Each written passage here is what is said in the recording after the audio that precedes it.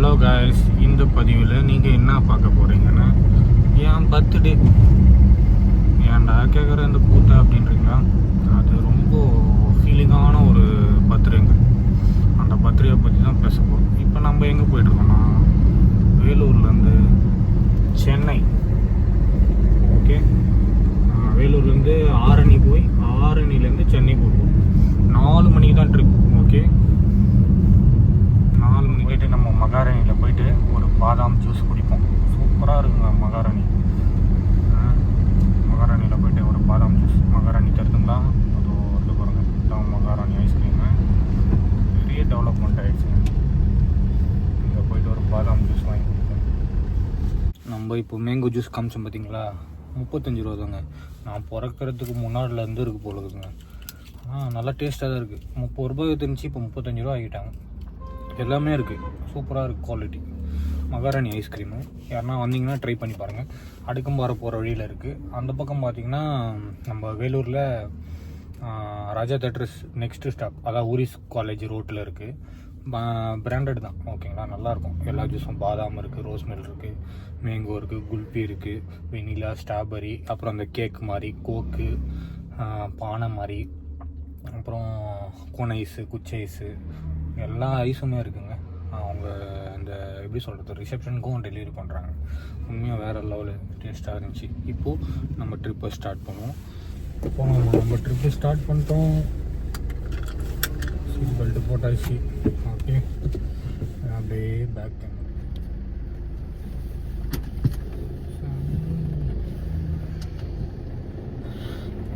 அதாவது கைஸ் எப்படி சொல்கிறது,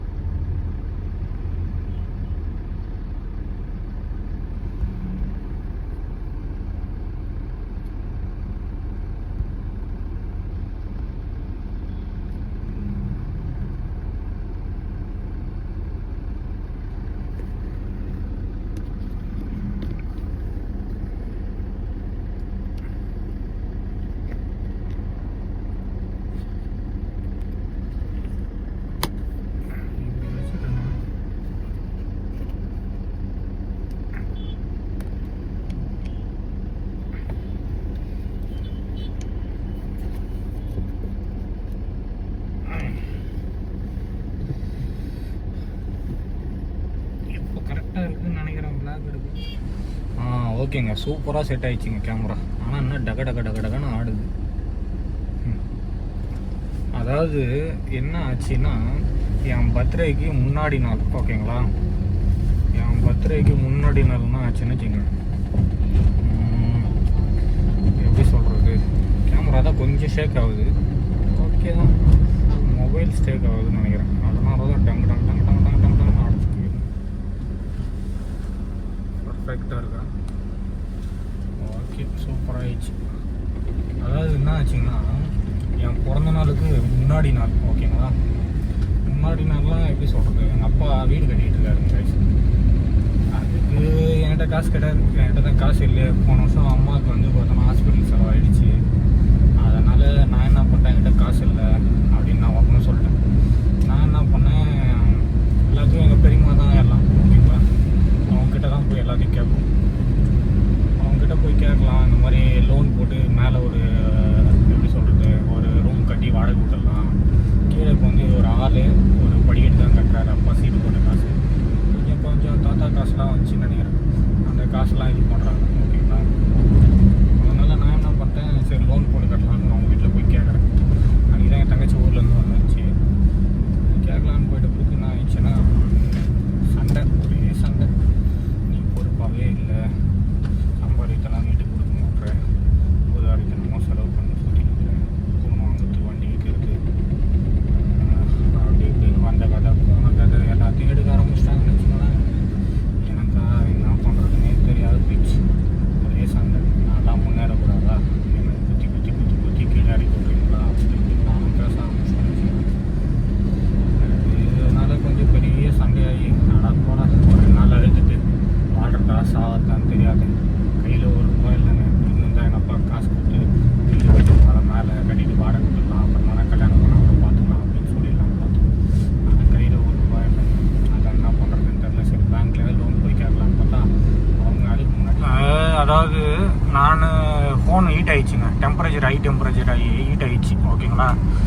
அதாவது எப்படி சொல்கிறதுனா, நான் போய் என்ன பண்ணேன், அதுக்கு முன்னாடி ஒரு 2 நாள் முன்னாடி லோனு கேட்க ஆரம்பிச்சிட்டேன். அவங்க நாங்கள் பேங்க்கில் என் ஃப்ரெண்டு இருக்காங்க.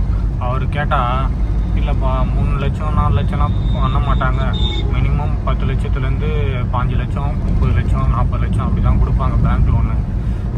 இது எப்படின்னு தெரில, கேட்டு சொல்கிறேன் அப்படின்னு முடிச்சிட்டாரு. நான் சரி ரைட்டு, இது எங்கன்னா கூட்டுறவு பேங்க்கில் அந்த மாதிரி கூட கேட்கலாம் அப்படின்னு பார்த்தா, சரி முதல்ல பத்திரத்தை வாங்குவோம் வீட்டிலேருந்து. எப்படியும் எங்கள் அப்பா தரமாட்டாருன்னு எனக்கு தெரியும். ஆனால் இருந்தாலும் எங்கே கேட்டால் கிடைக்கும்னு நான் போய் அங்கே கேட்டால் எங்கே பெரியம்மா என்ன குத்தி குத்தி குத்தி குத்தி போன கதை வந்த கதை போன கதை வந்த கதை இப்படியே குத்தி குத்தி. அதாவது இந்த சொந்தக்காரங்கெல்லாம் பொறுத்தவரையிலும் நம்மளாம் மேலே வந்துடவே கூடாது, அவங்களுக்கு கீழே அடிமையாகவே இருக்கணும் போல. அப்படியே தான் கேட்டேன். நான் தான் உங்களுக்கு கீழே அடிமையாக இருக்கணும், உங்கள் காலுக்கு கீழே நீங்கள் சொல்கிறதுக்கெல்லாம் தலையாட்டின்னு பூ மாடு மாதிரி போகணும், உங்களுக்கு மேலெல்லாம் நாங்களாம் வந்துடக்கூடாது அப்படி தானே அப்படின்னு அவ்வளோ சண்டை எனக்கு. அப்படியே அடுத்த நாள் என்னடா இது சொந்தக்காரங்க, நம்மளுக்கு எப்படியாப்பட்ட சொந்தக்காரங்களே தேவையில்லை அப்படின்னு தூக்கி போட்டு போயிடலாம் அப்படின்னு தோணுச்சு. என்னடா நம்மளோ எப்படின்னா, நம்மளுக்கு ஒரு அர்ஜென்ட் ஆபத்து தாங்க சொந்தக்காரங்க ஓகேங்களா. எப்படின்னா இப்போ நம்மளுக்கு ஒரு பிரச்சனைனா, இப்போ அன்றைக்கி எங்கள் அம்மா ஹாஸ்பிட்டலில் சேர்க்கும்போது என்கிட்ட 1 ரூபாய் இல்லை ஓகேங்களா. சிஎம்சியில் நான்லாம் சேர்க்கணும்னு நினச்சி பார்த்தேன். ஆனால் அதுக்கப்புறம் பார்த்தீங்கன்னா எங்கள் அம்மா ஹாஸ்பிட்டல்லேருந்து சேர்த்து நான் டிஸ்சார்ஜ் பண்ணி கூட்டின்னு வந்துட்டேன் எங்கள் அம்மா நல்லா. ஆனால் எங்கள் அம்மா என் பேச்சை கேட்க மாட்டேறாங்க. என்ன பண்ணுறது, அது 3 வேளையும் சாப்பாடு சாப்பிட்டு டீ குச்சின்னு இருக்காங்க. சுகர் வந்த பிறகு கூட கண்ட்ரோல் ஆக மாட்டேறாங்க. 2 வேளை ஊசி போடுறாங்க, 2 மாத்திரை சாப்பிட்றாங்க. என்ன பண்ணுறதுங்க, நம்ம சொல்லியும் அப்பப்போ ஹாஸ்பிட்டல் செலவு நான் பார்த்துக்கிறேன், எங்கள் அப்பா பார்த்துக்கிறாரு. என்ன பண்ணுறது, நம்ம ஒன்றும் சொல்ல முடியல. அதனாலே அவங்களுக்கு தூக்கம் வர மாட்டேங்குது. சுகர் வந்தால் தூங்கவே விடாது போடுது, அப்படியே தூங்க விடாது டார்ச்சர் கொண்டு போடுது. என்ன தான் பண்ணுறது. நான் அதான் சொன்னேன், இந்த மாதிரிலாம் இருக்குது நிலமை, நாங்களாம் உங்கள் கீழே தான் இருக்கணும், உங்கள் மேலே வரக்கூடாது. உதாரணத்துக்கு ஒன்றும் இல்லைங்க, பாஸ்போர்ட்டில் எங்கள் அப்பாவோட பேரே மாறிடுது ஓகேங்களா. பாஸ்போர்ட்டில் இல்லை, பர்த் சர்டிஃபிகேட்டில் பேர் மாற்றினாலும் நான் பாஸ்போர்ட் அப்ளை பண்ண போனால் என்ன சொல்லிட்டாங்க, கெஜெட்டில் வந்து அதாவது பர்த் சர்டிஃபிகேட்டில் வந்து பேர் மாற்றுறதுனால பாஸ்போர்ட்டில் வந்து இருக்கிற பேர் வராது. நீங்கள் என்ன பண்ணுங்கள், போய் ஒரு அட்வொகேட்டை பார்த்து ஃபஸ்ட்டு பர்த் சர்டிஃபிகேட் வாங்கிட்டேன் ஓகேங்களா வேலூரில். அதுக்கப்புறம் ஒரு அட்வொகேட்டை பார்த்து அவங்ககிட்ட போய் இந்த மாதிரி சொன்னேன், எங்கள் அப்பா இவரு தான், அப்பா பேரே மாறிட்டுருக்கு, நான் அதுக்கு என்ன பண்ணட்டுன்னு கேட்டேன். அதுக்கு நீங்கள் ஒன்றும் பண்ண முடியாது, நான் ஒரு லெட்டர் மாதிரி டைப் பண்ணி கொடுக்குறேன், அதை எடுத்துக்கோங்க அப்படின்னாரு. சரி ரைட்டு, அட்வொகேட்டு ஒரு லெட்டர் வாங்கிட்டேன். 2வது வந்து பார்த்தீங்கன்னா ஒரு பேப்பரில் வந்து பப்ளிஷ் பண்ணும், இவர் தான் எங்கள் அப்பா, இந்த பேப்பரில் இந்த அப்பா இப்போ இருக்கிற அப்பா தான் எனக்கு பர்மனெண்ட் அப்பா, இந்த அப்பா பேர் வந்து தப்பாக கொடுத்துட்டுருக்குறாங்கன்னு பப்ளிஷ் பண்ணும். நான் போய்ட்டு என்ன பண்ணேன், தினத்தந்தியில் தினமலரில் அப்படி பப்ளிஷ் பண்ணிட்டேன் ஓகேங்களா. அவங்க யாருன்னா அதாவது இப்போ வந்து என் பேரில் எங்கள் அப்பா பேரில் வேறு யாருன்னா இருந்தாங்கன்னா அவங்க எப்படி சொல்கிறது, நான் அப்படின்னு அப்ஜெக்ஷன் கொடுப்பாங்க போல. அது யாரும் கொடுக்கல எனக்கு. இவர் தான் எங்கள் அப்பான்னு நான் ப்ரூவ் பண்ணிட்டேன். ஓகேங்களா, இந்த அப்பா பேரில் தான் எனக்கு இருக்குது அப்படின்றது எல்லா டாக்குமெண்ட்டையும் நான் சப்மிட் பண்ணிட்டேன். அந்த இதுவும் லெட்டரை எடுத்துகிட்டு போய் சென்னையில் போயிட்டு அப்ளை பண்ணுறேன். நான் பாஸ்போர்ட் ஆஃபீஸில் அப்ளை பண்ணிட்டாங்க. எல்லாம் முடிஞ்சிச்சு, உங்களுக்கு ஒரு வாரத்தில் பாஸ்போர்ட் வந்துடும், போலீஸ் வெரிஃபிகேஷன் முடிஞ்சு வந்துடும் அப்படின்ட்டாங்க. சரி ரைட், நானும் வந்துடுவாங்க பொழுது. போலீஸ் வெரிஃபிகேஷன் வந்தாங்க, வீட்டில் ஆதார் கார்டு அப்படி இப்படின்னாங்க. சரி ரைட்டு எல்லாம் முடிஞ்சிச்சு அப்படின்னு நினச்சின்னு விட்டா, அப்புறம் திடீர்னு ஃபோன் பண்ணி கேட்டால் பாஸ்போர்ட் ஆஃபீஸ்லேருந்து வர சொல்கிறாங்க. நான் அப்ளை பண்ணது தாம்பரத்துலேருந்து அப்ளை பண்ணி வர சொன்னாங்க. போனேன், என்ன பண்ணேன், வர சொல்லிட்டோன்னே நேராக இதுக்கு போயிட்டேன், ஹெட் ஆஃபீஸ் வர சொல்லிட்டேன். ஹெட் ஆஃபீஸில் போனால் அவங்க அப்பா பேர் தப்பாக இருக்குது, மீதி எல்லா டாக்குமெண்ட்டும் கொடுங்க அப்படின்னு காட்டிட்டு ஒரு நிமிஷம் நான் என்ன பண்ணேன், அப்பா பேர்லாம் காமிச்சேன், எல்லாம் ஓகே. என்ன ரீசன் எல்லாம் கேட்டார். இந்த மாதிரிங்க பேர் மாற்றி கொடுத்துட்டுருக்குறாங்க பிறக்கும்போது அப்படின்னு. சரி ஓகே, இது ஒன்றும் இல்லை, கீழே ஒரு அட்வொகேட் இருப்பார், அதே பாஸ்போர்ட் ஆஃபீஸில் ஒரு அட்வொகேட் இருப்பார், அவர்கிட்ட போயிட்டு லெட்டர் வாங்கி கொடுத்து எல்லாம் ஓகே பண்ணிட்டாங்க. அதுக்கப்புறம் என்ன ஆச்சுன்னா, ஒரு வாரத்தில் எனக்கு பாஸ்போர்ட் வந்துடுச்சு. ஆனால் நான் என்னன்னா படிக்கல, நான் 10th போச்சுருந்தேன்னா எனக்கு ஈஸியாக கொடுத்துருப்பாங்க, 10th ஃபைல் இல்லை 10th பாஸ்ன்னு. ஆனால் நான் படித்ததே 6ஆம் கிளாஸ் முடிச்சுட்டு டேரெக்டாக 10th எழுதினேன், 8th எழுதினேன், 4 சப்ஜெக்டில் பாஸு, மேக்ஸில் விட்டுட்டேன். ஓகேங்களா, அதனால் எனக்கு வந்து என்ன ஆச்சுன்னா, பாஸ்போர்ட்டில் எமிக்ரேஸ்மெண்ட் அப்படி செக்குடுன்னு வச்சுட்டாங்க. அதுக்கப்புறம் நான் அதை வாங்கி இதை ஆயுத பூஜை போட்டு தூங்கினது. ஏன் நான் இந்த விஷயத்த சொல்கிறேன்னா, அந்த டைமில் வந்து 2 பேர்கிட்ட ரிலேஷன்கிட்ட ஷூரிட்டி வாங்கணும். அதை மறந்துட்டேன் பார்த்தீங்களா சொல்ல. ரிலேஷன்கிட்ட ஷூரிட்டி வாங்கணும். ஒன்று வந்து எங்கள் பெரியம்மா, இன்னொன்று பெரியம்மா தான். ஓகேங்களா, எல்லாம் அக்கா தங்கச்சிங்க தான். 7 அக்கா தங்கச்சிங்க, ஒரு அக்கா தங்கச்சி, மொத்தம் 2 அக்கா தங்கச்சிக்கிட்ட வாங்கணும் செய்யணும். இதில் வந்து சின்ன அக்கா போட்டாங்க, ஏன்னு நான் கேள்வி கேட்காம. பெரிய அக்கா கேட்டாங்க பாருங்க, இவங்க தான். அதான் எங்கள் அப்பா சொன்ன பார்த்தீங்கன்னா, இந்த இடத்துக்கு போய் பஞ்சாயத்து பண்ணியிருந்தாங்க, பத்திரத்தை கொடுங்க. அவங்க என்ன பண்ணிட்டாங்க, எங்கள் அக்கா ஆஸ்திரேலியாவில் இருக்காங்க, பெரியம்மா பொண்ணு. ஓகேங்களா, அவங்க கிட்ட நீ பாஸ்போர்ட் எதுக்கு எடுக்கிற, உனக்கு எதுக்கு பாஸ்போர்ட்டு, இது ஷூரிட்டி போடுன்னதுக்கு உனக்கு எதுக்கு பாஸ்போர்ட்டுன்னா, நான் அக்கா அங்கே வேலை செய்கிறாங்களே, நாளைக்கு சப்போஸ் அக்காண்ட அங்கே ஆஸ்திரேலியாவில் எனக்கு எதனா வேலை ஹெல்ப்பர் வேலை கிடச்சின்னா நான் போய் செய்வேன். அதெல்லாம் ஒன்றும் வேணாம், உனக்கு பாஸ்போர்ட்டே தேவையில்லை அப்படி இப்படி நான் பேச ஆரம்பிச்சிட்டாங்க. அப்போவே பாருங்கள், அதாவது அப்போவே என்ன சொல்கிறது, இவங்களுக்கு கீழே நம்ம வந்து அடிமையாக இருக்கணும், இவங்களுக்கு மேலே நம்ம போயிடவே கூடாது. அதுதான் இவங்களை பொறுத்த வரலாம். எனக்கு அதுதான் இதை சொன்னேன், பாஸ்போர்ட் கதையை. ஓகேங்களா, ஒரே ஒரு பாஸ்போர்ட்டுக்கே இந்த நிலமை.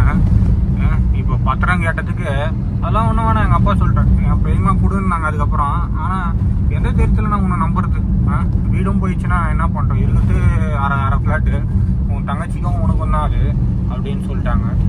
அதுவும் நீ லோன் கட்டாமல் மூழ்கி போயிடுச்சுன்னா அது எப்படிங்க லோன் கட்டாமல், எதனா ஒன்று நம்பிக்கையாக பண்ணாதானே. இப்போது எதுக்கு சொந்தக்காரங்க சொல்லுங்க பார்ப்போம். இப்போது ஒரு நல்லது கெட்டது கூப்பிடுறோம். ஓகேங்களா, ஒரு எதனா ஒரு ஃபங்க்ஷன்னா கூப்பிடுறோம், எதனா ஒரு ஃபங்க்ஷன்னா போய் கலந்துக்கிறோம், அதுக்கு தான் சொந்தக்காரங்க. ஒரு ரத்த பாசம்ன்றது எதுக்கு, ஒரு கஷ்டம், இப்போ எனக்கு ஒரு வீடு கட்டணும், காசு உங்ககிட்ட இருந்தால் கொடு, இல்லைனா விட்டுரு அப்படின்றது ஒன்று. 2வது, இப்போ ஒரு ஹாஸ்பிட்டலில் சேர்த்துருக்கோம், கூட மாட வந்து அம்மா இல்லாத குறைய நீ தீர்த்து வைப்ப, எனக்கு ஹெல்ப் பண்ணுவேன், நாளைக்கு உனக்கு ஒரு பிரச்சனைனா நாளைக்கு வந்து நிற்பாங்க. அதெல்லாம் பண்ணுறது தான் சொந்த பந்தம். எதுக்குமே இல்லை. ஓகேங்களா, எங்கள் அம்மா ஹாஸ்பிட்டலில் சேர்த்துட்டு கையில் ₹1 இல்லைங்க, சொந்தக்காரங்க கிட்ட போய் நிற்கிறேன், யாருமே இல்லைன்றாங்க. சொல்லுங்கள் பார்ப்போம். எங்கள் பெரியம்மா, சின்ன பெரியம்மாவது ஒரு நான் தரேன்டா, நான் பார்த்துக்கிறேன்டான்னு அவங்க சொன்னாங்க. ஒவ்வொரு பெரியம்மாவும் ஒரு மாதிரி. சொல்லுங்க பார்ப்போம். இருக்கிறவங்க கொடுக்குறாங்க, இல்லாதவங்க கொடுக்க மாட்டாங்கன்னு வச்சுக்கோங்க. அதை எதிர்பார்க்கல, இருந்தாலும் கையில் இல்லை, போய் சேர்த்தாச்சு. அப்படியே போய் இந்த ஹாஸ்பிட்டலில் எடுத்துன்னு வந்து சேர்த்தேன், எடுத்துன்னு போய் கவர்மெண்ட் ஹாஸ்பிட்டலில் சேர்க்கறது தானே. முடியாத கண்டிஷனுக்கு தான் வந்து சேர்த்தோம், எங்கே போய் சேர்க்கறதுன்னு தெரியாது. எவ்வளோ வாழ்க்கையில் பிரச்சனை பாருங்கள். அப்பா சாமி, ஒரே ஒரு இடம் பத்திரம் கேட்டதுக்கு எவ்வளோ சண்டை தெரியுமா. எனக்கு சொந்தக்காரங்களை பார்த்தாலே பிடிக்க மாட்டேங்க. ஏன்டா நம்மளாம் இந்த ஃபேமிலியில் வந்து பிறந்தோம், எங்கன்னா போய் வேறு எங்கன்னா பிறந்துட்டு இருக்கலாமோ, சந்தோஷமாக இருந்துருக்கணும். இவங்கெல்லாம் வந்து இருந்தும் இல்லாத மாதிரி தானே இருக்கும், நம்ம அனாதையாக தாங்க இருக்கிறோம் அப்படின்ற மாதிரி தோணுது. அன்றைக்கெலாம் அப்படியே ஒரு மாதிரியாக ஃபீலிங் ஆகிட்டேன்னா ஒரே சண்டை. அதோட நான் சொல்லிட்டேன், சீட்டு போட்டு நான் காசு சேர்த்து வச்சு 3 லட்சமோ 4 லட்சமோ சேர்த்து வச்சு நான் வீடு கட்டிக்கிறேன் அப்படின்னு நான் சொல்லிட்டேன். ஒரே வாரத்திலே முடிச்சிட்டேன். சீட்டு போடுறதுனா சொல்லு, நான் போட்டு விட்றேன் அப்படின்னாங்க. இல்லை வேணாம், நான் நாளைக்கு கட்டலைன்னா நீ கேட்ப, கேட்ப, அதுவும் மனசு கஷ்டப்படும், தேவையில்லை. நானே பார்த்துக்கிறேன், நான் வீடு கட்டுறேன் போகிறேன். ஒரே வார்த்தை சொல்லிட்டாங்க, நீ கல்யாணம் பண்ணிட்டு வீடு கட்டு, இல்லை வீடு கட்டு கல்யாணம் பண்ணிக்கோ. ஆனால் அது வரலும் நான் வாடகை வீட்டில் தான் இருக்கணும், ஓகேங்களா? அதாவது கல்யாணம் ஆகிற வரலும் வீட்டில் இருக்கலாம், கல்யாணம் ஆகிட்டு நீ வாடகை வீட்டுக்கு போய்க்கணும், ஓகேங்களா? இப்படி ஆயிடுச்சு பாருங்கள் வாழ்க்கை, எப்படி இந்த வாழ்க்கைன்ற மாதிரியே விடுங்க, எல்லாம் நல்லதுக்கு அப்படின்னு நினச்சி நான் அன்னி ஏஞ்சி வந்து நேட்ட போவோமா. எனக்கு அன்னிலேருந்து அப்படியே ஒரு மாதிரி ஆயிடுச்சா. மறாவது நாள் என் பிறந்த நாள், ஓகேங்களா? 31ஆந்தேதி. என்கிட்ட ₹1 இல்லை, வெறும் 50 ரூபா இருக்குது. என்னை சுற்றி கடன் தான் இருக்குது. ஏன்டா இந்த கடன் வாங்கினேன், இதுக்கிட்ட இவ்வளோ கடன் வாங்கிட்டு இப்போ அவஸ்தைப்பட்டுக்கிறேன். மாதத்துக்கு 30,000க்கு மேலே கடனே கட்டினா திரும்பி பார்த்தா கையில் ₹1 இல்லைங்க. ஐயோ, இன்னும் 2 வருஷம் இருக்குதுங்க. 26 தான் என் கடன்லாம் முடியும். அப்படியே ஜாலியாக சுற்றுவேன். ஆல் இண்டியா ட்ரிப்பு போகணும், எல்லாருக்கும் ஹெல்ப் பண்ணணும். என்ன மாதிரி யாரும் இருக்கக்கூடாதுங்க. எனக்கு தான் யாரும் ஹெல்ப் பண்ணுறதுக்கு ஆள் இல்லை, நானாக பண்ணிக்கணும். அந்த மாதிரி மட்டும் இருக்கவே கூடாது. இல்லாதவங்களுக்கு ஹெல்ப் பண்ணணும், ஜாலியாக சுற்றணும், இந்த உலகத்தை ரசிக்கணும். ஒரு தடவை தான் பிறக்க போகிறோம், ஒரு தடவை தான் இருக்க போகிறோம். பணம்னு அலையிறாங்க, எதுக்கு தான் அலையிறாங்க? சேர்த்து வைங்க, ஜாஸ்தியாக சேர்த்து வைங்க, ஓகேங்களா? பணம் தேவைதாங்க, எல்லாமே ஒரு அளவு தான். இல்லாதவங்களுக்கு குத்து ஹெல்ப் பண்ணுறதுக்கு தான் பணம் அதிகமாக கொடுக்குறாரு கடவுள். ஆனால் நீ இல்லாதவர்கிட்டயே குறை சொல்லி குத்தி அடிமையாகி வச்சுக்கிட்டா என்ன பண்ணுறது? அதனால் என்ன பண்ண, மறுநாள் பிறந்த நாளுங்களா, என்கிட்ட ₹1 இல்லை. வீட்டில் கொஞ்சம் வேலை பார்த்துன்னுக்குறாங்களா, மேஸ்திரிக்கிட்டே கொஞ்சம் நேரம் இருந்துட்டு ஃபோன் ஓட்டிட்டு பார்த்து தூங்கிட்டேன், ஓகேங்களா? சாயங்காலம் ஏஞ்சேன், ரத்னகிரி கோயிலுக்கு போனேன். ஃப்ரெண்டுக்கு ஃபோன் பண்ணி சொன்னேன், எனக்கு ட்ரீட் விடான்னாங்க. ₹1 இல்லைடா என்கிட்ட அப்படின்னேன். ரொம்ப மனசு கஷ்டமாக இருந்துச்சு. இவங்க வேறு நைட்டு ஒரு 12 மணி இருக்கும், நைட்டு ஒரு 8 மணி இருக்கும் ஃப்ரெண்டு வீட்டுக்கு போகும்போது. அதான் இந்த ஓனரோட வண்டி ஓட்டுன்னு போகிறோம் பார்த்தீங்களா, இந்த ஓனரோட வண்டி, ஓகேங்களா? இவன் தான் என் ஃப்ரெண்டு, ஓகேங்களா? எனக்கு ஒரு பிரச்சனைனா அவன் ஹெல்ப் பண்ணுவான், அவனுக்கு ஒரு பிரச்சனை நான் ஹெல்ப் பண்ணுவேன். எனக்கு எவ்வளோ ஹெல்ப் பண்ணிக்கிறாங்க காசு விஷயத்தில், நானும் அவனுக்கு எவ்வளோ ஹெல்ப் பண்ணிக்கிறேன், ஓகேங்களா? மாறி ஹெல்ப் பண்ணிப்போம். அந்த மாதிரி ஒரு நண்பன்லாம் கடைக்கு குத்து வச்சுருந்தோம்ல, என்ன சொல்கிறதுங்க? அவன் ஹெல்ப் பண்ணுறான், மற்றபடி வேறு யாரும் எனக்கு ஹெல்ப் பண்ணலங்க. எனக்கு இன்னொருத்தர் ஹெல்ப் பண்ணால் அதான் சொன்னலைங்க, மணி அண்ணன் ஒருத்தர். அவர் எங்கள் அம்மாவுக்கு அட்மிட் பண்ணதுலேருந்து அவர் தான் எனக்கு காசு கொடுத்தது, என் வண்டி அடமானத்தில் இருக்குது, எல்லாமே ஹெல்ப் பண்ணார் நிறைய, ஓகேங்களா? அவரெல்லாம் மறக்க மாட்டேன் இருந்தாலும், ஓகேங்களா? எனக்கு இன்னும் ஒரு அண்ணன் மாதிரி தான். எனக்கு அண்ணன் மாதிரி இல்லை, அண்ணனே தான், ஓகேங்களா? அண்ணன் கிடையாது, அண்ணனே தான். பெரியமா பசங்க இருக்காங்க, ஆனால் சொந்த அண்ணன் இல்லை, ஓகேங்களா? எனக்கு இன்னும் ஒரு அண்ணன் மாதிரி தான், ஓகேங்களா? இவன் என் க்ளோஸ் ஃப்ரெண்டு அரவிந்தனும், ஓகேங்களா? வண்டி ஓனர், ஓகேங்களா? வண்டி ஓனருன்னு நான் சும்மா விளையாட்டு சொல்லுவேன், ஆனால் க்ளோஸ் ஃப்ரெண்டு தான், ஓகேங்களா? எனக்கு எவ்வளோ ஹெல்ப் பண்ணிக்கிறான், அவனுக்கு நானே ஹெல்ப் பண்ணிக்கிறேன். மாறி அந்த மாதிரி ஹெல்ப் பண்ணுற ஃப்ரெண்டுக்கு வச்சா விட்டு கொடுக்கக்கூடாதுங்க. என்ன சொல்கிறது? நேற்று கூட அவனா கஷ்டத்தில் இருக்கேன்டா, என்னால் கார்டு லோன் கட்ட முடியலடான்னு எங்கெங்கேயோ ரெடி பண்ணி எனக்கு கார்டு லோன் கட்டி கொடுத்தான். என்னால் முடியல, ₹1 கூட கையில் இல்லை. சொல்லுங்க பார்ப்போம், அப்படிலாம் ஹெல்ப் பண்ணான். அந்த மாதிரி மறக்கக்கூடாது. நான் என்ன பண்ணேன், அவங்க வீட்டுக்கு ஃபோன் பண்ணி கூப்பிட்டான், நீ எங்கே இருக்க? நான் வேலூர் போயிட்டு வந்துன்னுக்கிறேன்டா, அதான் கோயில் போயிட்டு வந்துன்னுக்கிறேன், நீ எங்கடா இருக்க அப்படின்னா வீட்டில் இருக்கிறான்னா. சரி, வீட்டுக்கு போனோடனே அவங்க அம்மா வரல. வீட்டுக்கு போனோடனே முறுக்கு இருந்துச்சு, முறுக்கு எடுத்து கொடுத்தான். போன வருஷமாவது பிறந்த நாளுக்கு கேக் வெட்டினான். இந்த வருஷம் அவங்ககிட்ட காசு இல்லை, ஏன்னா ரொம்ப கஷ்டத்தில் இருக்கிறான். அவன் ஃப்ரெண்டு கிருஷ்ணான்னு ஒருத்தன், அவனும் எனக்கும் ஃப்ரெண்டு தான், தம்பி மாதிரி, ஓகேங்களா? அவனும் போன வருஷம் கேக் வெட்டினான், இவனுக்கும் போன வருஷம் கேக் வெட்டினான். இந்த வருஷம் வீட்டில் 2 பேருகிட்டையும் காசு இல்லை பொழுது. சரி ரைட், நம்ம என்னத்தை கேட்க போகிறோம், நம்மகிட்ட காசு இருந்தால் நம்ம செய்ய போகிறோம். ட்ரீட்னாங்க, என்கிட்ட ட்ரீட் வைக்கிறதுக்கு இல்லைப்பா, வேறு 50 ரூபா இருந்துச்சு, ₹100 இருந்துச்சு, ₹100 பெட்ரோல் போட்டேன், 50 ரூபா கோயிலுக்கு போயிட்டு வந்துட்டேன், அவ்வளோதான். சும்மா போனேன், மனசு அங்கேயே போய் கொஞ்சம் கஷ்டத்தில் இருந்தேன், கொஞ்சம் போனேன், கடவுளை பார்த்து கொஞ்சம் சந்தோஷமாக இருந்து வந்துட்டேன் அப்படின்னு சொல்லிட்டேன். நான் பண்ண திரும்பி அவங்க வீட்டுக்கு வந்தோடனே முறுக்கு கொடுத்தாங்க, தண்ணி கொடுத்தாங்க. அவங்க அம்மா இல்லை, வெளியில் போயிட்டு இருந்தாங்க. இவன் வந்தான், கொஞ்சம் நாள் ஜாலியாக பேசியிருந்தான். அதுக்கப்புறம் அவன் ஃபோன் பேச ஆரம்பிச்சிட்டான். அப்புறம் என்ன பண்ணோம், அவங்க அம்மா வந்தாங்க, காஃபி வச்சு கொடுத்தாங்க, அப்புறம் விஷ் பண்ணாங்க. அதுக்கப்புறம் என்ன ஆச்சுன்னா, சாப்பிட்டு போடானாங்க, இல்லை நான் கிளம்புறோம் அப்படின்னு.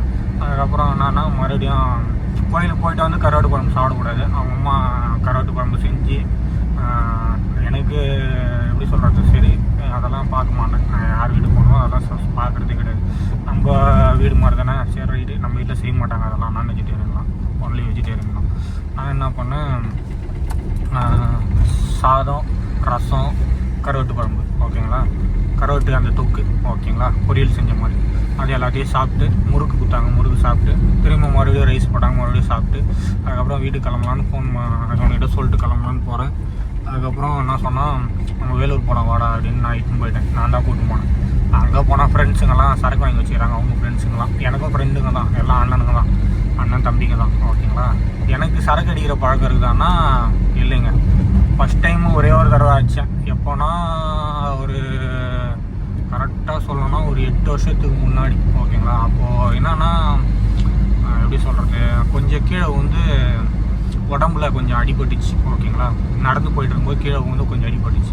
அப்போது அந்த வலியை மறக்கிறதுக்கோசம் பீர் தான். ஆமாம், பீர் தான். ஓகேங்களா. 750 ml 4 பீர் 750 ml. ஓகேங்களா. என் ஃப்ரெண்டுக்கு ஃபங்க்ஷன். ஓகேங்களா. அப்போ அவன் தான் க்ளோஸ் ஃப்ரெண்டு. அதான் சொன்னல, இவனுக்கு முன்னாடி வந்து அவன் தான் க்ளோஸ் ஃப்ரெண்டு, ராமுன்ற ஒரு பையன். ஓகேங்களா. நானும் இந்த தோஸ்த் வண்டிலாம் ஓட்டும். அப்போது வெள்ளம் வண்டி தானே ஓட்டியிருந்தேன் நான். வெள்ளம் லோடு, அதாவது இங்கேருந்து சென்னையிலேருந்து வேலூர்லேருந்து வெள்ளம் ஏற்றின்னு போய் சென்னையில் இறக்கிட்டு திரும்பி அங்கேருந்து பருப்பு மிளகா அதெல்லாம் ஏற்றின்னு வரும். அப்போல்லாம் உடம்பு டயர்டாக இருக்கும். நான் என்ன பண்ணேன், ஒரு தடவை பீர் கடி கூப்பிட்டு போனால் நான் சும்மா போய் எப்போ போனாலும் கம்பெனி கொடுப்பேன். எனக்கு மிச்சரு சைடிஷ்லாம் வாங்கி கொடுப்பாங்க, நான் போய் கம்பெனி கொடுப்பேன். எனக்கு அந்த பழக்கம் சாப்பிட்றதுக்குலாம் கிடையாது. ஏன் நான் வெறுப்பேற்றி விட்டாங்க. இவன்லாம் குடிக்க மாட்டான், இவன்லாம் அதுக்கெலாம் லைக் போட்டு வர மாட்டான் அப்படின்னும் போது எனக்கு என்ன ஆச்சுன்னா சுருன்னு ஏறிச்சு. நடா இது நம்மளால் முடியாதா, நடக்காதா அப்படின்றானுங்களே அப்படின்னும் போது நம்மளுக்கு சுருன்னு ஏறிச்சு. ஏறிட்டோடனே நான் என்ன பண்ணேன், 750 ml ஃபஸ்ட்டு ஒரு டம்ளர் ஃபுல்லாக குடிச்சிட்டேன். மறுபடியும் ஊற்று, அப்புறம் இன்னொரு 750 ml, இன்னொரு 750 ml, 4 டம்ளர் உள்ளே போயிட்டு மிக்சரு என்ன இருக்கோ சைடிஷ் எல்லாம் சாப்பிட்டேன். அது ஒரே ஸ்மெல்லு, பீரு ஒரே ஸ்மெல் அடிக்குது. 4 டம்ளர் குடிச்சிட்டு நான் என்ன பண்ணேன், கொஞ்சம் அப்படி இப்படி பேசிட்டு, ஆனால் நான் தெளிவாக இருக்கேன். எனக்கு தெரியுது, அவங்களுக்கு வந்து நான் போதையில் இருக்கிறேன்றது அவங்களுக்கு தெரியுது. ஓகேங்களா. நான் என்ன பண்ணேன், சாயங்காலம் ரிசப்ஷன் அவங்க இதுக்கு இவன் ஒரு பீர் குச்சிட்டே குழன்னு ஆகிட்டு வாந்தி எடுத்துனுக்கிறான். என் கூட்டின்னு போனான் பாருங்க அவன். நான் 4 பீர் குச்சியே தெளிவாகிறேன், இவன் ஒரு பீர் குச்சிட்டு குழன்னு வாந்தி எடுத்துட்டுருக்கான். நான் என்ன பண்ணேன், நைட்டு ஃபங்க்ஷன் போனேன் பாருங்க, அங்கேயும் கோளாறு கொடுத்துட்டான். நான் வரமாட்டேன்னு நினச்சிருந்தேன், நான் 2 வீலர்லேயே போயிட்டேன். ஓகேங்களா. நான் வரமாட்டேன்னு நினச்சின்னா நான் 2 வீலர்லேயே போயிட்டேன். அதான் நான் ஃபஸ்ட்டு என் வாழ்க்கையில் பீர் வச்சு.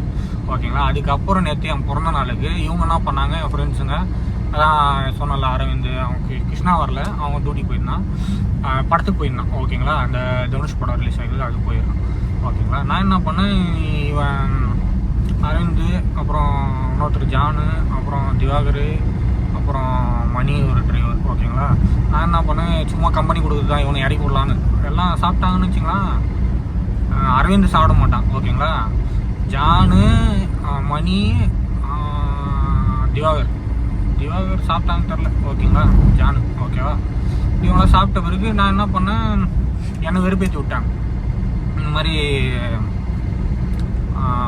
சரக்கு அடிக்கணும், நீ சும்மா குடுற டின் பீர் தானடா அப்படின்னா.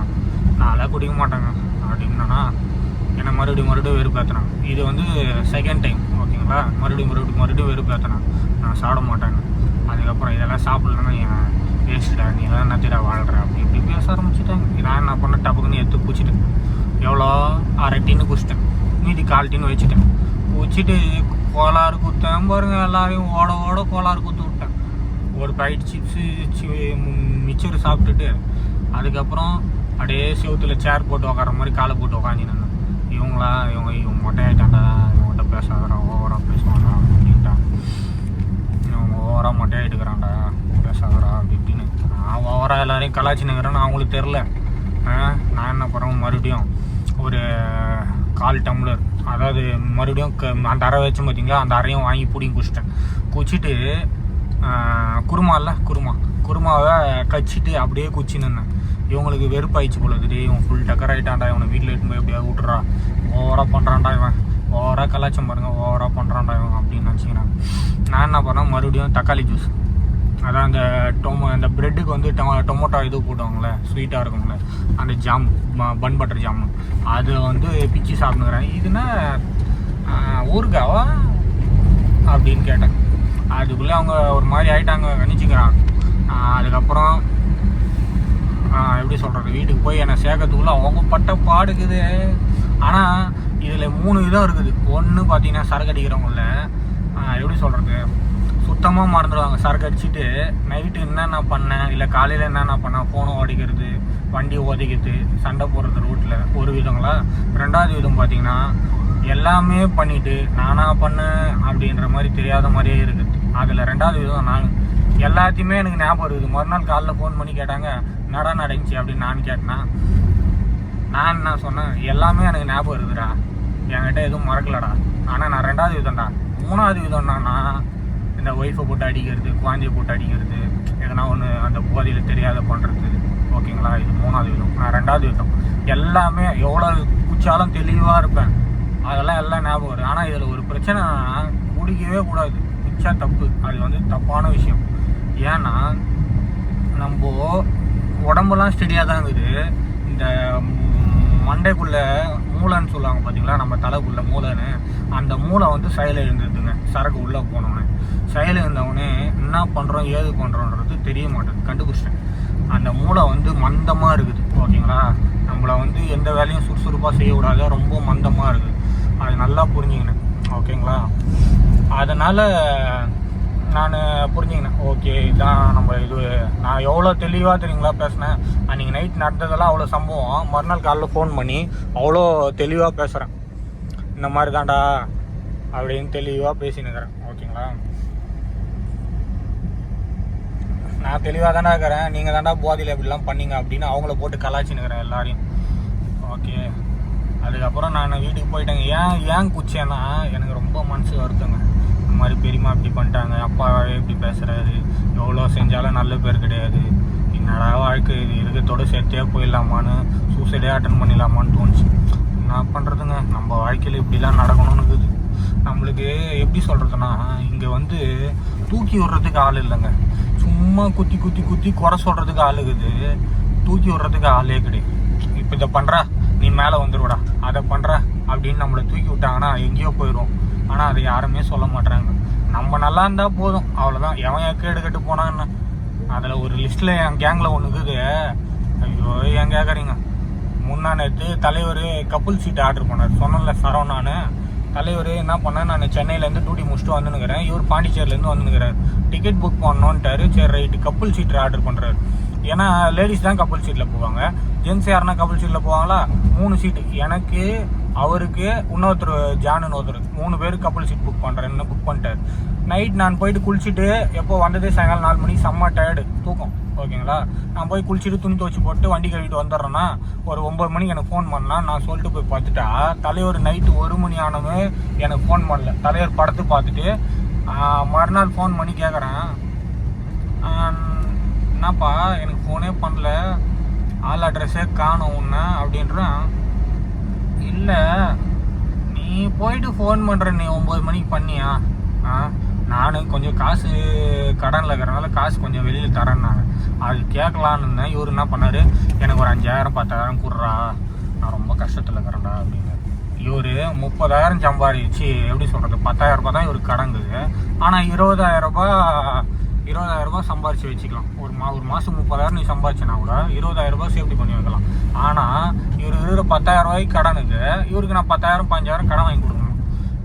எனக்கு பல பிரச்சனை இருக்குது. ஏறுன்னு என்ன பண்ணாரு, என் 2 வீலர் எடுத்துன்னு போய் என்ன கேட்காமலே அடமானம் வைக்கிறாரு. இதனால யார் மூஞ்சி தூக்கி வச்சுக்கிட்டு, என் மூஞ்சி இவர் வந்து மூஞ்சி தூக்கி வச்சு போகிறான். இவர் வந்து என்னை பிளாக் லிஸ்ட்டில் போட்டுருவாரான். ஆனால் நான் இவருக்கு ஹெல்ப் பண்ணணுமா, இவர் வந்து எனக்கு எதுவுமே ஹெல்ப் பண்ண மாட்டார். என்னை பார்த்தா எப்படி தெரியுதுன்னு தெரில.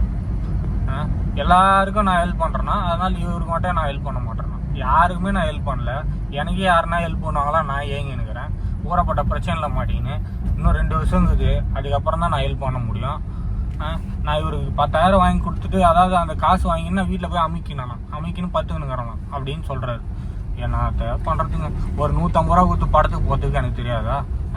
150 ரூபா 200 ரூபா சொல்லுங்க பார்ப்போம். நீ கூப்பிட்டே எதுக்கு கப்புள் சீட் புக் பண்ண கூப்பிட்ட, அது நீயே போகிறதானே, எதுக்கு என்ன கூப்பிட்ட அப்படின்ற மாதிரி எனக்கு செம்ம சண்டை வச்சு திட்டிவிட்டேன். கண்ணா பின்னான்னு எதுக்கு என்ன கூப்பிட்ட, அப்போ காசுக்கோசம் தான் என்கிட்ட பழகுற, நீ எல்லாம் நண்பனுக்கோசம் பழகல.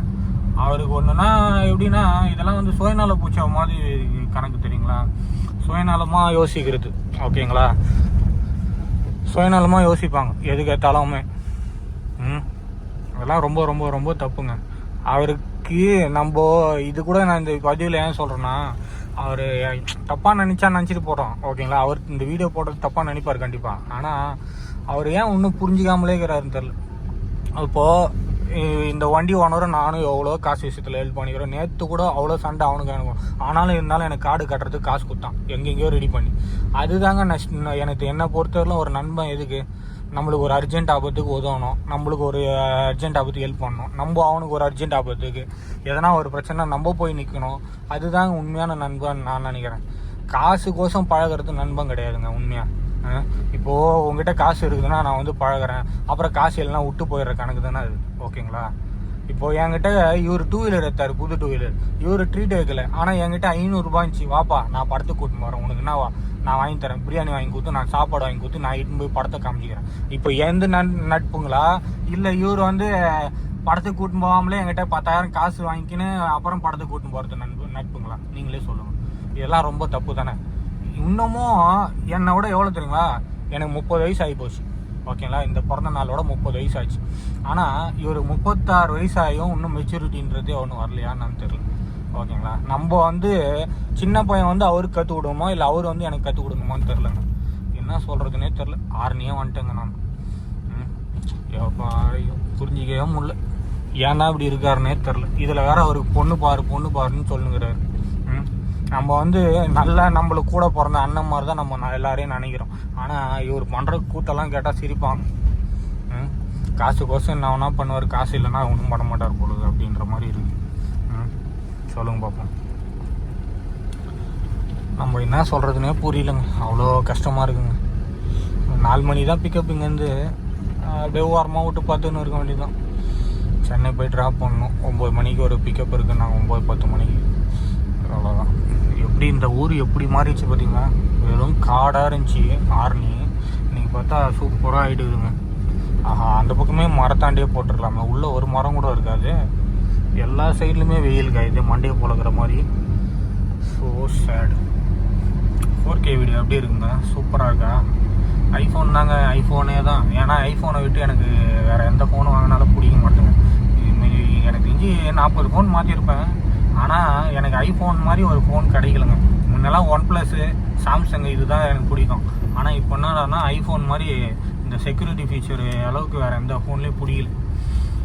ஏன்னா ஐஃபோனில் உங்களால் இஷ்டத்துக்கு எதையும் டவுன்லோட் பண்ண முடியாது. ஓகேங்களா? எல்லாத்துக்கும் காசு காட்டணும். ரெண்டாவது, இதில் வந்து இப்போ டைப் சி கொடுத்துக்கிறாங்களா, டூப்ளிகேட் சார்ஜர் போட்டால் ஏறாது, தலைவர் ஏற மாட்டார். ஹார்ட் பீட்டு ஒன்று கொடுத்துக்கிறாங்க. ஹார்ட் பீட்னா பேட்ரி ஹெல்த். ஓகேங்களா? எப்படி சொல்கிறது, பேட்ரி ஹெல்த்து சும்மா 100ல் இருக்கிற மாதிரியே இருக்கும். திடீர்னு பார்த்தா ஒரு பாயிண்ட் குறைஞ்சிரும், அதுக்கே நம்மளுக்கு பக்குன்னு அடிக்கும். அதுதான் பேட்ரி ஹெல்த்து. ஓகேங்களா? 100ல் கொடுத்துருப்பாங்க.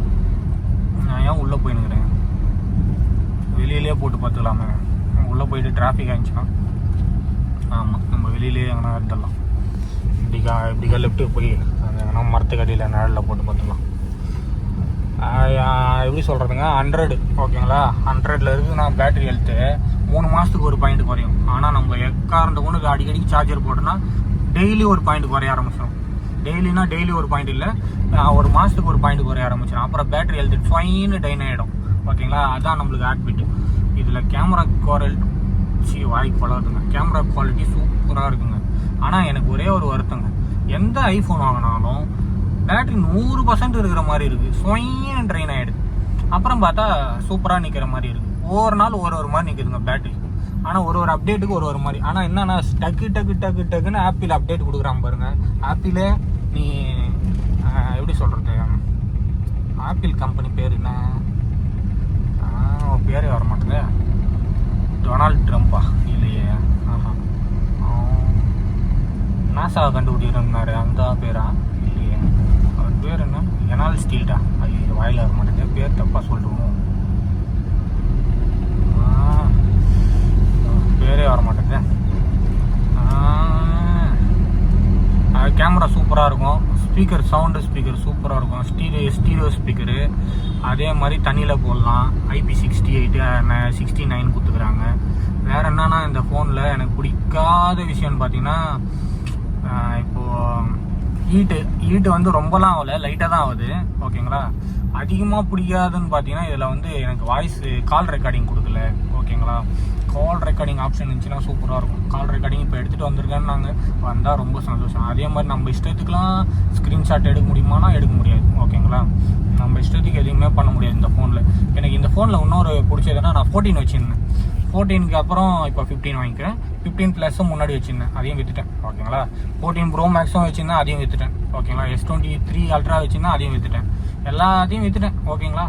ஏன்னா வாங்கினேன், கொஞ்ச நாள் யூஸ் பண்ணுவேன். S23 அல்ட்ரா ஏன் விற்றேன்னா, யூடியூப் பார்த்தோன்னா தலைவர் ஹீட் ஆவார் பயங்கரமாக. இங்கே தான் நிழல் இருக்கிற மாதிரி இருக்குது. இதிலே போய் பார்த்துருவோம். இங்கே தான் நிழல் இருக்குது, ஒன்றுமே மாதிரியே இருக்குது. இங்கே போய் பார்த்துருவோம், இதான் நிழலாக இருக்கிற மாதிரி இருக்குது. யூடியூப் பார்த்தோன்னா தலைவர் பயங்கரமாக கொதிப்பார் அண்ணன். அப்படியே வெடிக்கிற அளவு கொதிப்பார். அதனால S23 அல்ட்ரா எனக்கு பிடிக்கவே இல்லை. ஓகேங்களா. 888 ப்ராசர், அதனால் எனக்கு அந்த ஃபோன் பிடிக்கவே பிடிக்காது. அதனால் வேணான்னு சும்மா யூடியூப் பார்த்தோன்னா ஹீட் ஆகினே இருக்குங்களா, நம்மளுக்கே ஒரு மாதிரி ஆகிடும். என்னடா இந்த ஃபோனுக்கு அப்பப்போ ஹேங் ஆகுது, ஹீட் ஆகுது அப்படின்ற மாதிரி. அதனால் விற்றுட்டேன். 15+ கொஞ்சம் கஷ்ட சூழ்நிலை. அப்போது கண் ஆப்ரேஷன் பண்ணிட்டனால வேலைக்கு போகலீங்களா, ஒரு 6 மாதம் 3 மாதம் வேலைக்கு போகலீங்களா. அதனால் என்ன பண்ணிட்டேன், என்ன பண்ணுறதுன்னு தெரியாத 15+ஐயும் விற்றுட்டேன். ஓகேங்களா. வேலை இல்லை, கையில் காசு இல்லை, டியூ கட்ட அப்படின்னு விற்றுட்டேன். ஆனால் ரொம்ப எப்படி சொல்கிறது, ஜாலியாக தான் இருக்குங்க. ஒரு நாளைக்கு ஒரு ஃபோனுன்ற மாதிரி ஒரு மாதத்துக்கு எப்போ பிடிக்குதா அப்போ வாங்கணும். ஆனால் என்னன்னா, அவருக்கு ஷூரிட்டி போட்டோம் பாருங்கள், ரஜினின்றவருக்கு அப்போத்துலேருந்தே சிவிலுக்கு செக் வச்சுட்டானுங்க. என்னால் டார்லிங்கில் ஒரு பொருள் கூட கொடுக்க மாட்றானுங்க. இப்போ தான் ஏதோ கொஞ்சம் அது கிளியர் ஆயிடுச்சுங்க. ஸ்ரீராமில் எப்படியோ ஓரளவு கிளியர் ஆயிடுச்சு. அதனால் எனக்கு இப்போ 15 கொடுத்தாங்க, அதனால் வாங்கிட்டேன். அதுவே 15+ வாங்கலாமா, 15 வாங்கலாமா, இல்லை 15 ப்ரோ மேக்ஸ் வாங்கலாமான்னு ரொம்ப யோசிச்சு வாங்கினேன். கையில் காசு இல்லை. எவ்வளோ தெரியுங்களா, வெறும் 1000 ரூபாய் டவுன் பேமெண்ட் கட்டினேன். மாதம் 7000 ரூபா போட்டேன். ஏன்டா இவ்வளோ மாதத்துக்கு போட்டேன்னா, ஒரு வருஷத்துக்கு தான் போட்டுக்கிறேன். எப்படி கட்ட போகிறேன்னு தெரில, பக்குன்னு. இந்த டியூ மட்டும் வச்சுக்காங்க. அதுவும் செக்கு பவுன்ஸ் ஆனால் 300-400 ஃபோன் அடிக்கிறானுங்க. ஐயோ. எல்என்டிலையும் சரி, பஜாஜ்லேயும் சரி, அவ்வளோ ஃபோன் எதுக்கு அடிக்கிறாங்கன்னே தெரிலங்க. அப்படியே டார்ச்சராக இருக்குது. எதுக்கு தான் அவ்வளோ ஃபோன் பண்ணுறாங்கன்றது தெரில. அதுலேருந்தே என்ன சொல்கிறது, அவ்வளோ ஃபோன் அடிக்கிறாங்க பாருங்க, அப்படி அடிக்கிறாங்க. அப்படியே ஒரு மாதிரி ஆகிடுது, என்னடா இவ்வளோ ஃபோன் பண்ணுறாங்களே இவங்க அப்படின்னு. அப்படிதான் செம்ம டார்ச்சர். அதனால் இந்த லோனே வாங்காதீங்க. எல்என்டி இதுக்காக 2 வருஷத்துக்கு அப்புறம் எப்போ நிம்மதியாக இருப்பேன். ஆல் இண்டியா ட்ரிப் போயிட்டு கார் போட சொன்னாங்க. கார் போடணுன்னா எவ்வளோ தெரியுமா, பத்திரம், வீட்டு பத்திரம், டாக்குமெண்ட்டு, அப்புறம் 40-50 ஷூரிட்டி, யாருன்னா ரெக்கமெண்டுக்கு ஒரு ஷூரிட்டி, சொந்த வீடு வச்சுருக்காங்க, இல்லை கவர்மெண்ட் ஸ்டாஃபு, இவ்வளோ பிரச்சனை இருக்குங்க. அப்பா இதெல்லாம் பண்ணிவிட்டு மாதமானால் அதுக்கு 20,000 இன்சூரன்ஸு, அப்புறம் எஃப்சி, அப்புறம் போலீஸ் கேஸ், ஆர்டிஓ. ஐயோப்பா சாமி, வர கஸ்டமரு 1500 மேலே ஒரு ரூபா தர மாட்டாங்க. 2000 மேலே ஒரு ரூபா தர மாட்டாங்க. 1700, 2000.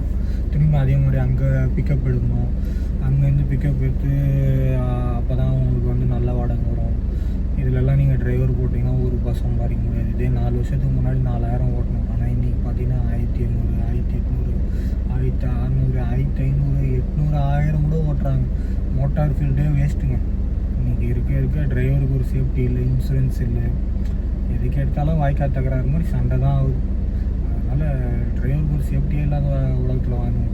இதே ஃபாரினாக இருந்தால் எல்லாத்துக்குமே இன்சூரன்ஸ், வேலை செய்கிற ஒர்க்கர்ஸ்லேருந்து எல்லாத்துக்குமே இன்சூரன்ஸ். எதனா ஒன்றா அவங்க இன்சூரன்ஸ் போட்டு க்ளைம் பண்ணி கொடுத்துருவாங்க. அவங்களுக்குலாம் யாருக்கு இன்சூரன்ஸ் போட்டு கொடுக்குது? அதனால் வண்டி எடுக்கிற ஆசையை விட்டுச்சு. இருக்கிற கடன் அடித்தோமா, எங்கள் அம்மா நகையை விற்றுட்டேன். அது ஒரு நகையை தூக்கணும், ஒரு 3,000 கொஞ்சம் கடனில் இருக்கிறேன்.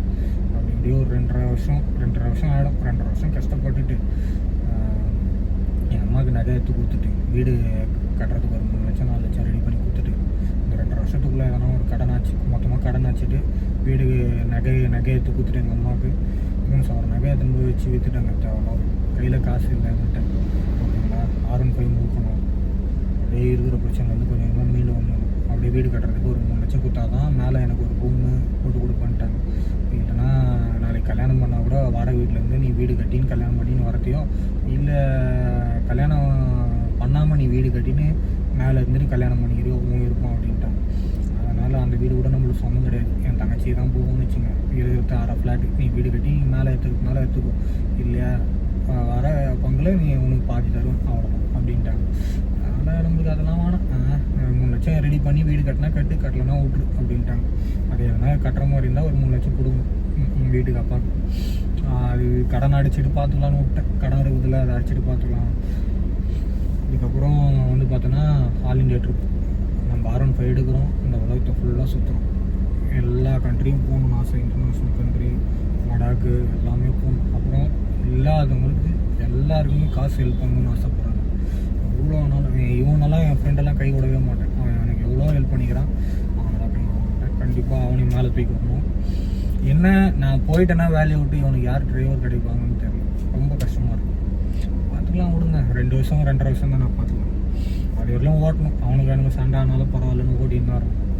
அதுக்கு முன்னாடி R15 மூட்டுட்டு கடன்லேருந்து மீண்டு வரணும். எல்லாருக்கும் ஹெல்ப் பண்ணணுங்க. என்ன வேணுமோ அவங்களோட காசு என்ன ஒன்றும் செய்யணும். அந்த ஒரு என்ன மாதிரி யாரும் கஷ்டப்படக்கூடாது, அனாதையாக வாழக்கூடாதுன்னு நான் நினைக்கிறேன். கடனில் மாட்டிங்கன்னா இல்லைன்னு சொல்லுறேன். என்னன்னா எப்படி சொல்கிறது, பொறுப்பு இல்லாமல் சுற்றி வரணும்னு தோணும். வாங்கிட்ட பிறகு நிறைய யோசிக்கிறேங்க. வாங்குறதுக்கு முன்னாடி யோசிக்க மாட்டேன். வாங்கிட்ட பிறகு தான் நிறைய யோசிக்கிறேன். அதை எப்படி கட்டுறதுன்றதுக்கு வழி தெரியல எனக்கு. அதிகமாக கடன் ஆகிட்ட பிறகு யோசிக்கிறேன். இதெல்லாம் ஏன் ஷேர் பண்ணுறேன் வினோத்தை அப்படின்னு நீங்கள் நினைக்கலாம். என்னை பார்த்தா லூஸு மாதிரி இருக்குதா அப்படி இப்படின்லாம் நீங்கள் கேட்கலாம். ஆனால் ஏன்னா என்ன மாதிரி வந்து யாரும் இந்த அளவுக்கு வீடியோலாம் ஃபீலிங் பண்ணிலாம் போட மாட்டாங்க. ஓப்பனாக யாரும் பேச மாட்டாங்க. என்னை பற்றி உண்மையான விஷயம்லாம் சொல்ல மாட்டாங்க. என் சைடில் நிறைய தப்பு இருக்குது. அதை நான் திருத்திக்கணும்னு நினைக்கிறேன். ஆனால் எனக்கு யாரும் சொன்னால் அட்வைஸ் பண்ணாலே ஏற்றுக்க மாட்டேங்குது நம்ம மனசு. என்ன பண்ணுறது? அதனால் இதெல்லாம் ஒரு பதிவு பண்ணி மெமரியாக வச்சுக்கணும். ஏன்னா நாளைக்கு எனக்குன்னா என் வீடியோ யாருன்னா பார்த்து ரீச் ஆகிட்டேன்னா அன்றைக்கி யோசிப்பாங்கல்ல, ஆஹா நம்ம வாழ்க்கையிலையும் இப்படிலாம் இருந்திருக்கோமே அப்படின்னு. இதுக்கப்புறமாவது பொறுப்பாகணும்னு ஆசைப்பட்றேங்க. நிறைய வந்து நான் யோசித்து நிறைய ஹெல்ப் பண்ணணும். இல்லாதவங்களுக்கு நிறைய செய்யணும்னு ஆசைப்பட்றேன். என்ன மாதிரி ஒரு அனாதையாக வாழக்கூடாதுன்னு. இவ்வளோ சொந்தக்காரங்க இருக்காங்க, ஆனால் ₹1 பிரயோஜனம் இல்லாமல் இருக்கிற மாதிரியே இருக்குது. என்னை பொறுத்தவரைக்கும் சொந்தக்காரங்கன்னா என்னத்துக்கு தெரியுங்களா, நம்மளுக்கு ஒரு கஷ்டம்னு போய் நிற்கும் போது என்னால் முடிஞ்சிருந்தாடா இவ்வளோ தான்டா, 1 லட்சம் 2 லட்சம், அப்புறமா நீ எப்போ தரையோ தடா, இல்லையா ஒரு 10,000 5,000 உதவுறாங்க போகிறோம். அவங்க தான் உண்மையான சொந்தம். ரத்த பாசம்னு ஒன்று இருக்கிறவங்க தான் சொந்தக்காரங்க. ஒன்றுமே ரத்த பாசம் இல்லாமல் சும்மா வாய் மட்டும் வச்சு நான் அட்வைஸ் பண்ண வரேன் அப்படின்றதெல்லாம் சொந்தக்காரங்க. ரத்த பாசம் கிடையாது. எதுக்கு எடுத்தாலும் அட்வைஸ் பண்ணக்கூடாதுங்க. ஓகேங்களா? சொல்லுங்க. நம்மளுக்கு ஒன்றுனா இறங்கி வந்து செய்கிறாங்க பாருங்க, அவங்க தான் உண்மையான சொந்தம் பண்ணணும் என்ன பொறுத்தவரை. இப்போல்லாம் இவனுக்கு எப்படி பார்த்தாலும் ஒரு 25,000 30,000 தரணும். ஆனால் அவ்வளோ பிரச்சனை இருந்தாலும் எனக்கும் ஹெல்ப் பண்ணுறான், அவனுக்கு பிரச்சனையும் பார்த்துக்கிறான். ஓகேங்களா? நான் தரமாட்டேன்லாம் சொல்லு, தரேன்டா, ஆனால் என்கிட்ட கொஞ்சம் காசு கடனில் இருக்கிறேன் அப்படின்னு அவனுக்கே புரியும். என் சேனலை மட்டும் எல்லோரும் கொஞ்சம் சப்போர்ட் பண்ணிங்கன்னா நல்லாயிருக்கும். VKRPS07 ஓகேங்களா?